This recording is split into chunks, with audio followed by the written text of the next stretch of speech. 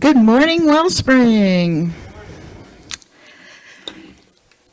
A very wise person said, where two or three are gathered, so is spirit. So we still have spirit in this place. My name is Judy Bethman, and I'm part of your August 31st Sunday service team. How did it get to be the end of August? My goodness.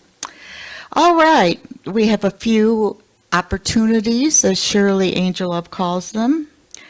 Early birds meet Sunday mornings at 9:30 via Zoom.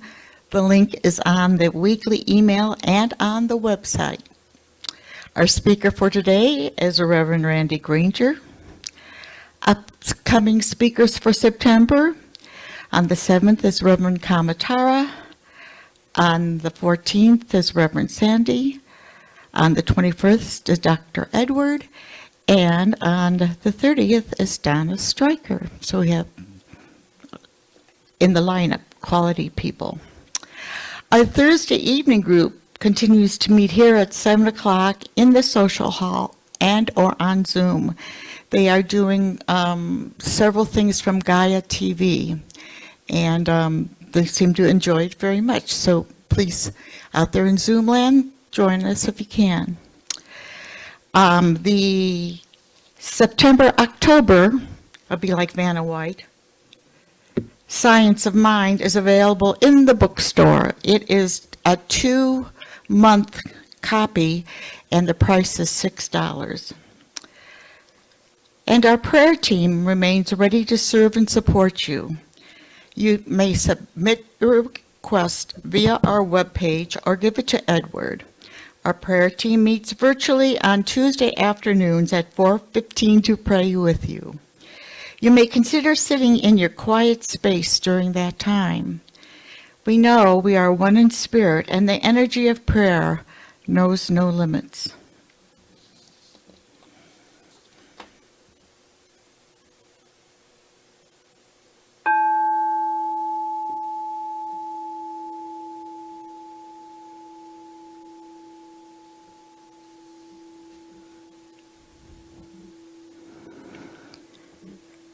As we hear this vibration and this tone, this beautiful, perfect tone, we know we are one in spirit, and we invite spirit to be a part of us in our service today. Let's take a deep breath in and release. And as we exhale all the problems that have occurred during the past week, and all the anxiety that might appear for the upcoming week, because we know that Spirit will guide us through whatever lies in our path. And for this, we are extremely grateful, and so it is. All right. Well, now it's time for our Song of Joy. Now, this is Edward's Song of Joy, and Edwin's Song of Joy, and he has been called away, and so I'm the stopgap pianist, so it's in sharps. If I was talented enough, I could convert it to A-flat, but I'm not that talented, so it's going to be a little challenging. So if you're able, stand up and sing loud, because unlike Kamatara, I cannot sing and play at the same time. Make a joyful noise.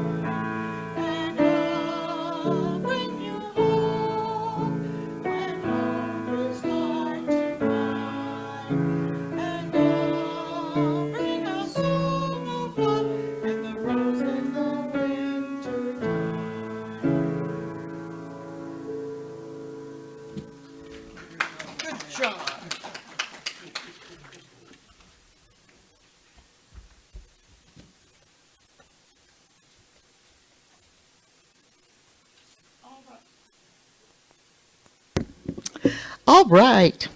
Good job. Let us read together our vision, mission, and our affirmation. Our vision: to elevate spiritual consciousness in our world.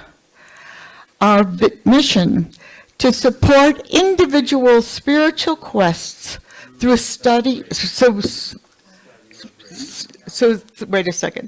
celebration, study, counsel, loving fellowship, and service. Sorry, I got that backwards. Our affirmation: I embrace the abundance of life, knowing that Spirit's infinite supply flows through me. I trust in the perfect timing of all things and open myself to receive divine blessings. With gratitude, I share my gifts and contribute to the harmony of the world. And so it is. And now it's my great pleasure to introduce Reverend Randy Granger.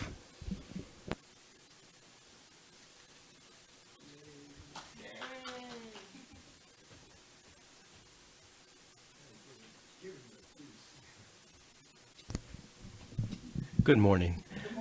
Happy Labor Day weekend. I was trying to think of songs to do for Labor Day weekend, and I always go back to African spirituals, you know, the songs that they sang to get them through all of that work in the cotton fields and the tobacco fields. And here's two good spirituals that are two of my favorite.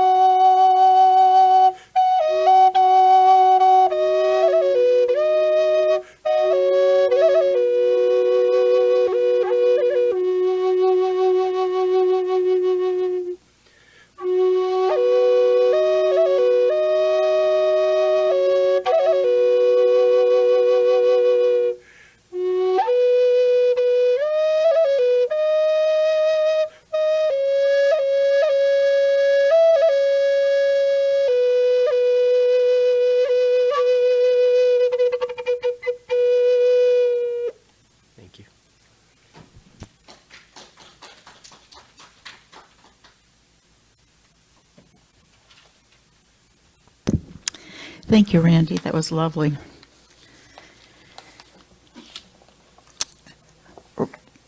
Randy's topic is going to be on happiness. And so I went to the Living of the Science of Mind textbook, and there is a reading on happiness. Now, I'm not going to read you the whole reading, but I'm going to read you the first part. Do you wish to be happy? This is a foolish question, for who would not want to be happy? Someone has said that we used to think We had to be well in order to be happy. But now we know that we must be happy if we wish to be well. Happiness must be based on an inward sense of security, a sense of belonging to life and to each other, a desire to give, to be kind and compassionate, and to be able to put ourselves in the other person's position. Most of our unhappiness comes from our relationships with others. If we cannot be happy unless some other individual or some group of individuals admires or loves us, we have not yet realized that every person is complete within him or herself. For when we reach back to the true self, which is God in us, we shall have penetrated to the innermost depths of all people. Happiness is never external. All the money in the world will not make a person happy. The highest position of dignity or trust cannot make one happy. Jesus stated it this way, "For what shall it profit a man if he gain the whole world and lose his own soul?" Of course, he was not referring to any actual loss of the soul, because the soul is the incarnation of spirit within. Hid with Christ in God means that we trace the human back to the divine source, which is God, and rest in the security of being enfolded in the infinite love and wisdom and kept by infinite law of God. It is true we cannot be well unless we are mentally and emotionally happy. To a much greater extent than we realize, the physical body reflects our mental attitude. Our food neither digests nor assimilates properly when we are filled with unhappiness and fear. The stream of life flows fully and freely from the innermost recesses of our being only when we are happy. Children are happy because they have not yet learned to be afraid. There can be no happiness where fear is. When he told me about happiness, I immediately went to my musical theater background, and Clark Gesner from You're a Good Man, Charlie Brown wrote a whole song about happiness. From a child's point of view, it's finding a pencil, pizza with sausage, telling the time, learning to whistle, holding your hand. Do we ever take pleasure in happiness? I know I'm really happy when I find my cell phone buried in the depths of my couch. So maybe in the minutia of life, we can find moments of happiness. And I'm sure Randy is going to tell us some more. So please welcome Randy Granger.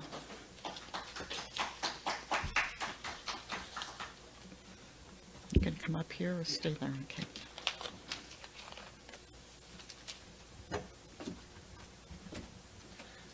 Thank you, Judy. That's one of my favorite passages. I remember really early on when I was exploring the science of mind, and especially that book, Living the Science of Mind textbook. Well, there was a passage in there that Judy just read. It said, most of our unhappiness involves other people. Unhappiness. But also our happiness can also involve other people too. You know, for years I had a sticker on my mirror that read, "Happiness is an act of courage." Because for me, I thought it is an act of courage. It's being able to trust enough to say that I can be happy. My late friend, the Reverend Terry Lund, who most of you know, would always answer, "I'm wonderful." Every time I'd ask her, "Terry, how are you?" "I'm wonderful," she would say. So let me ask you, how are you? How are you? How are you? You?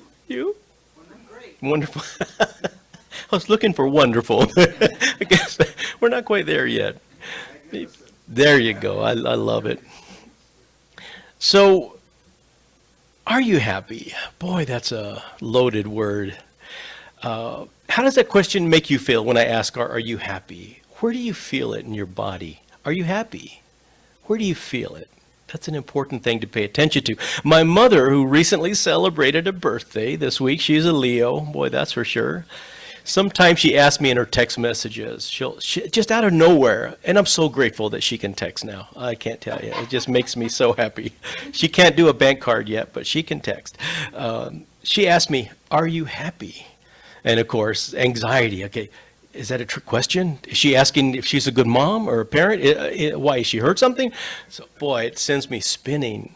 Years ago, I heard these two phrases that said, being unhappy leads to selfish behavior, whereas being happy expands our capacity to give.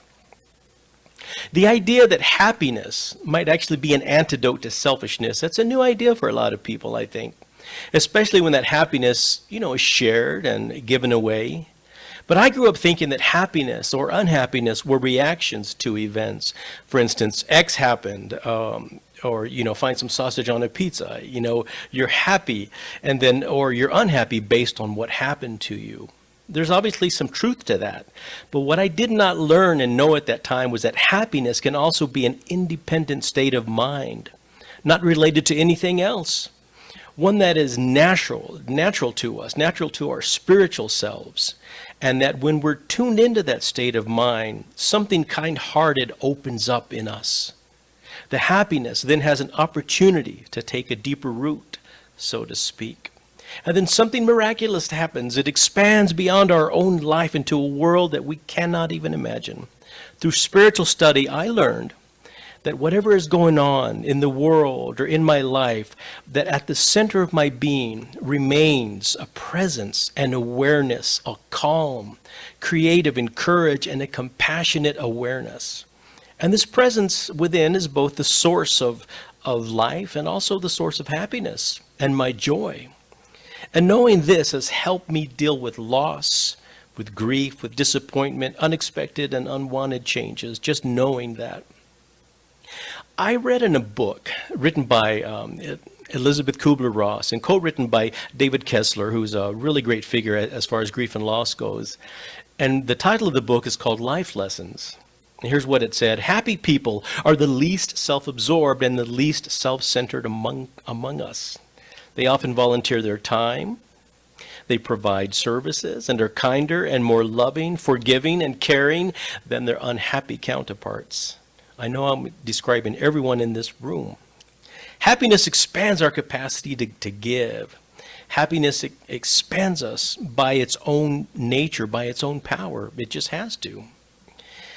I want to share a story about Rose Espinosa. Rose Espinosa was a woman who she loved helping young people. It made her happy. She loved helping them grow and learn. She had a background in electromechanical design, but her passion and belief was in the power of education.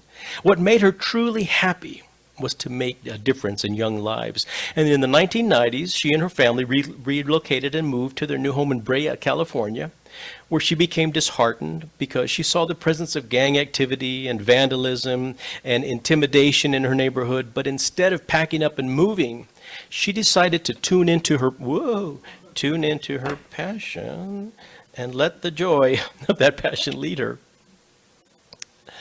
So what she started doing, she transformed her 2-car garage into a free after-school tutoring program. She called it Rose's Garage, and she had computers in it and books and study material and free homework assistance and, most importantly, lemonade. So the first day, 16 children showed up. And then as word spread, she began to recruit high school students to help her and with tutoring the younger children. Rose was definitely in her happy spot helping others, and her joy became seed energy. And that follows what we call the law of multiplication. It kicked in and brought results about that she could have never imagined. Her foundation of passion became the platform for a program that now has helped thousands and thousands of children, which is just wonderful. Once we release a good into the world through us, it doesn't stop where we started. We tune in to the qualities of the Spirit within, and it multiplies by its own power, and it affects lives beyond what we first intended. For instance, Rose. So Rose and her new friends quickly outgrew their garage, and Rose's Garage is now a thriving nonprofit organization that's helped thousands of children. And on their website, it says, Their vision is breaking generational poverty by educating one child at a time. She turned her happiness, her passion, into something useful, and it spread and it spread and it's continued to spread. I love that story about her. Dr. Ernest Holmes, the founder of religious science, he has this great passage that I've always really liked in the Science of Mind book. He says, we must learn to grow our own broadcasting station in order. We must retune and tune our own receiving set. It may take effort and time, but the goal we seek is worth the spiritual journey, and we become spiritual and mental broadcasting stations. There's a silent force flowing from us in every direction at all times. How necessary it is that we assume the role of the announcer and the broadcaster, how necessary that we write our own program, that we deliver it ourselves. And when a person speaks into the microphone in a broadcasting station, his words are carried to the far ends of the earth, where they're reproduced. But the force that carries them, he says, is me. We're our own broadcasting stations, in other words. A person who confidently expects good things to happen, who expects everyone to like him, and who expects to find happiness in life wherever they go, will not only be broadcasting these thoughts which will make other people happy, he will be receiving them in return because he, using his pronouns, because he feels friendly, people will respond with friendliness. How many times have you gone into a grocery store or the post office and you look at the line and you frown, or you're at a store and you decide to smile at the person next to you, maybe the person that is getting some green chilies, you smile at them and you ask them, well, are you going to roast those? Just that little act of friendliness, I find, it's infectious. It makes everyone else smile. It makes everyone else be a little more friendly in most cases. So now I think of happiness now as something active, something alive, something that expands, and every emotion has a vibrational frequency. When we're in gratitude, we attract more. When we're in grief, we attract that as well. Maybe happiness, I think, is a matter of relaxing into the present moment and releasing our expectations of it. So less about how much I have and more about how much I can release into life. What can I give away? You know how good it makes you to feel to help someone else or to volunteer. A significant block to happiness is living in what I call the faraway lands, though. For example, the land of when and then, when this happens, then I'll be happy. Or the land of should and could, focusing only on how things ought to be. Or it could be the land of the good old days. Only, back when longing for a past when we believed everything to be better than today. I found that nothing blurs the lens of our memory like nostalgia, though. We didn't even have phones. I was talking with someone the other day, and we were talking about how when we were kids during the summer, we'd be out of the house by 8 a.m. on our bikes. We wouldn't come home till 6. Nobody knew where we were, if we were alive, and I think they cared. It just that they didn't necessarily. We weren't checking in or keeping tabs on anybody. But we also would go to the Quickie Mart, and we'd throw our bikes out front, and they'd still be there when we came out. And we would go in to buy a piece of gum, and that made us happy. But we didn't have phones.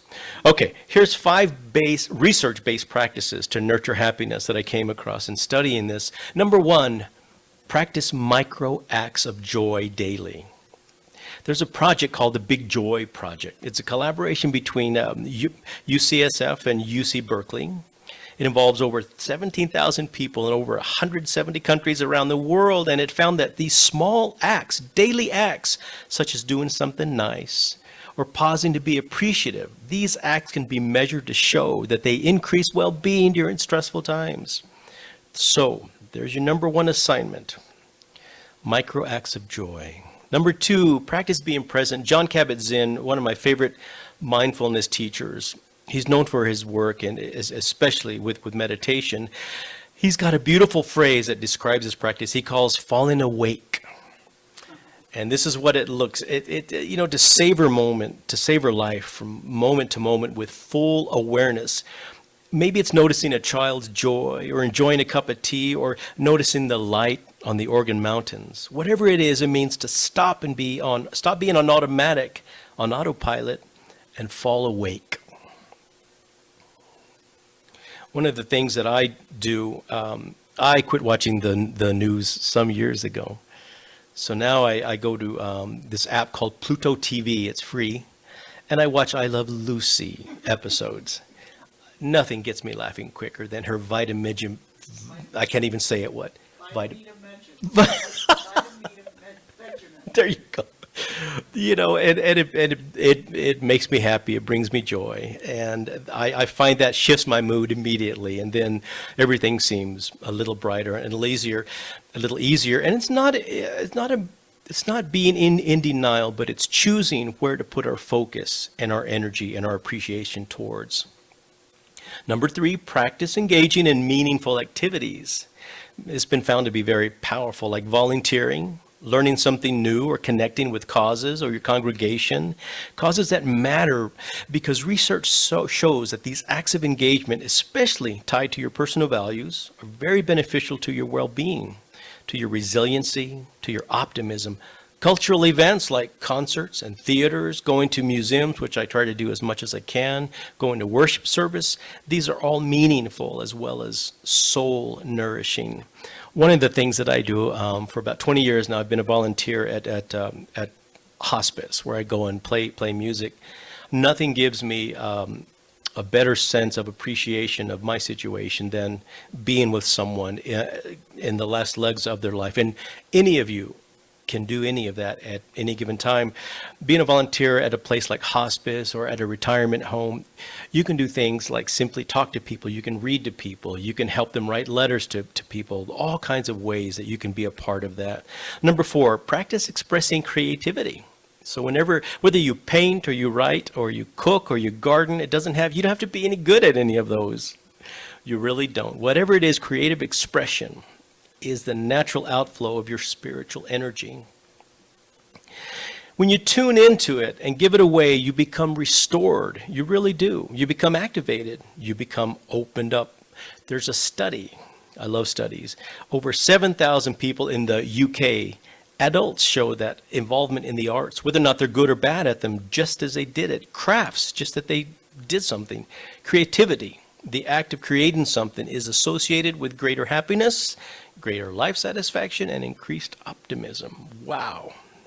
Number 5, practice making and nurturing friendships and community. I know it was really hard during COVID, where we all had to isolate so much, but it's important. You know, I always try to make sure that on any holiday that I at least text the people who are friends and acquaintances and say, are you grilling anything? Are you making anything special? It just lets them know that you're keeping them in mind. And for an introvert like myself, that's about as far as I want to go. I don't necessarily want to talk to them on the phone just yet, but doing that act really makes people feel special.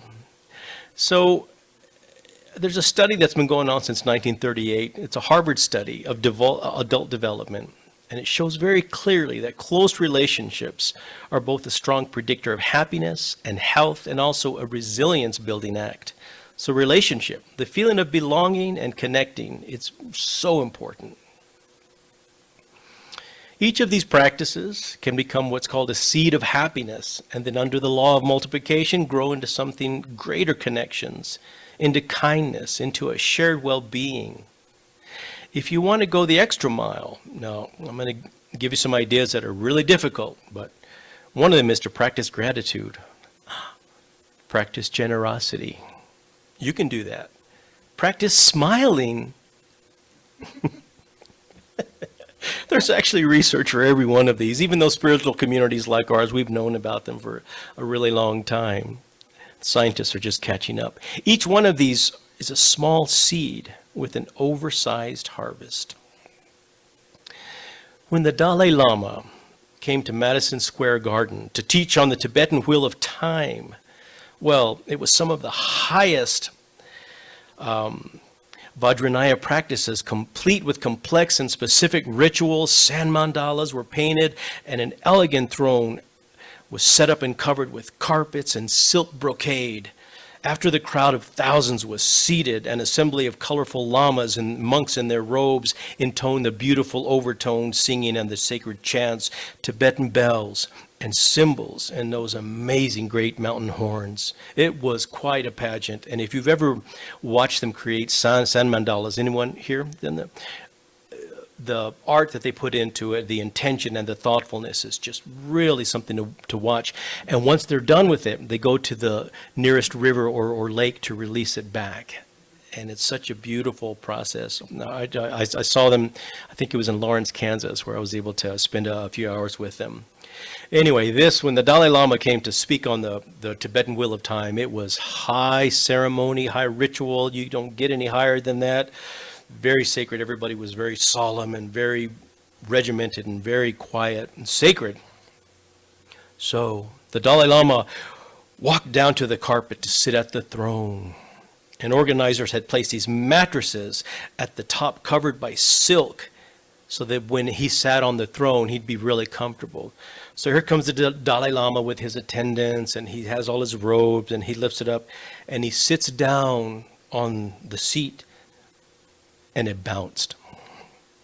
Well, a smile lit up his face, and he bounced again, and he smiled more, and then he bounced again, and he smiled more, and he just starts laughing his head off.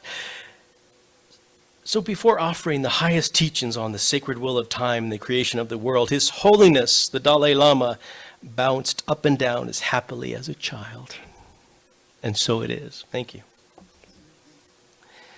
Let's get into the silence now and give a little prayer.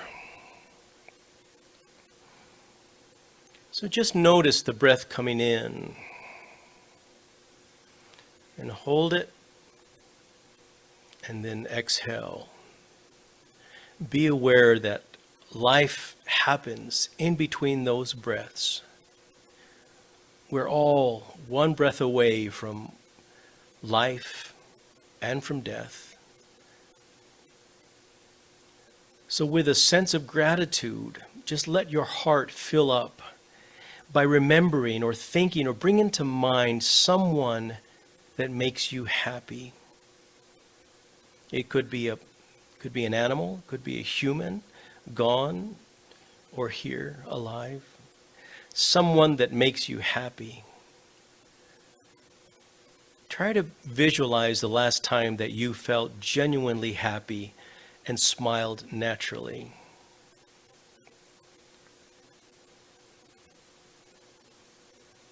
And now, give that appreciation to that place within you that sustains your heartbeat, sustains the blood, that turns your food into muscle and bone and skin.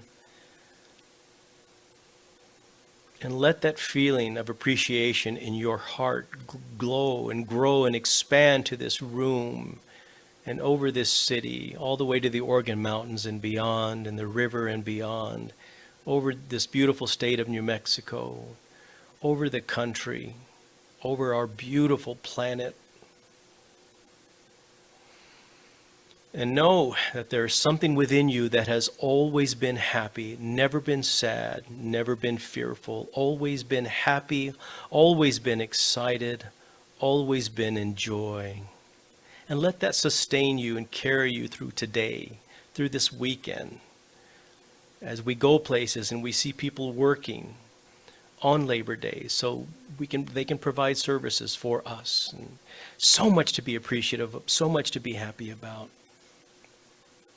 But remember, the most important thing about happiness is that it is shared and given away, and it'll come back like a beautiful boomerang of love. And so it is. Thank you.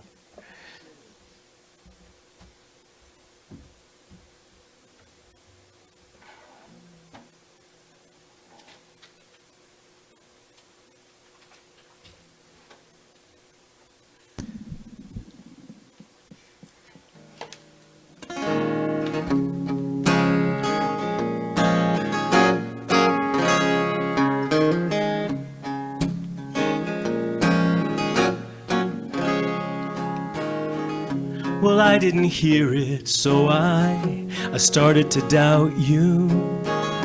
You couldn't feel it, so you lost your way.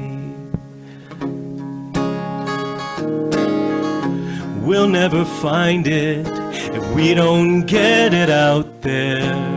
And and it's not love till you give it away.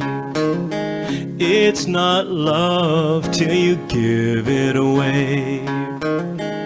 It's not a treasure you keep buried within you. It's not a bankroll to save up for a rainy day. It's not a lifeboat you don't use till you're sinking. And it's not love till you give it away. It's not love till you give it away. Give it away, oh give it away. It's not love till you give it away. Just give it away. Give it away. It's not love till you give it away. It's not love till you give it away. Just watch it go and let it grow. Just give it up. You still will have enough. And it's not peace till you make peace your mission. And it won't heal till they hear what you need to say. It's gonna take faith, 'cause it's such a contradiction. And it's not love till you give it away. It's not love till you give it away. Just give it away, oh give it away. And it's not love till you give it away. And it's not love till you give it away. It's not love till you give it away. Thank you.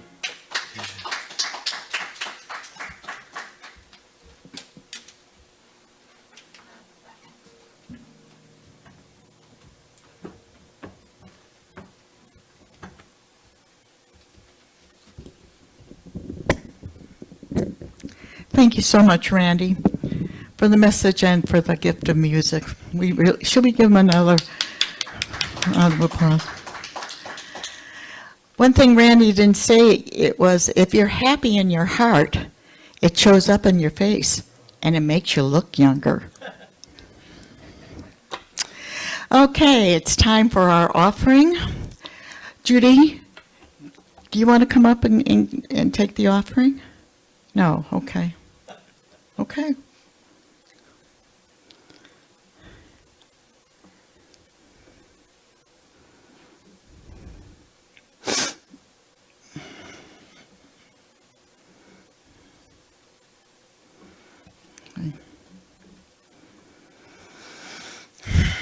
Thank you, Edward. As we acknowledge and receive our virtual and in-person gifts, we give great thanks for the offerings already given and those we will be receiving, because we know that giving and receiving are both part of the one flow. We affirm that we are also a part of that flow. We bless these gifts and know that they are multiplied throughout our community. And so it is. Thank you. There are a number of folks who have contributed to the production of this service, and we are grateful for this service. Edward back there at the camera, and Brenda doing the slides, and Randy for his music. Thank you so much, and his wonderful talk. We thank you for joining us in Zoom land and here in the sanctuary. And please stay around in the social hall. We have lots of goodies and conversation. And Zoom people, if you want to stay and visit with each other via Zoom land, please feel welcome to do so. Please stand if you are able and read with me the benediction, followed by our congregational song. Spirit in the midst of us is mighty. Joy, peace, and eternal life are our true nature and flow through us into the world, and so it is.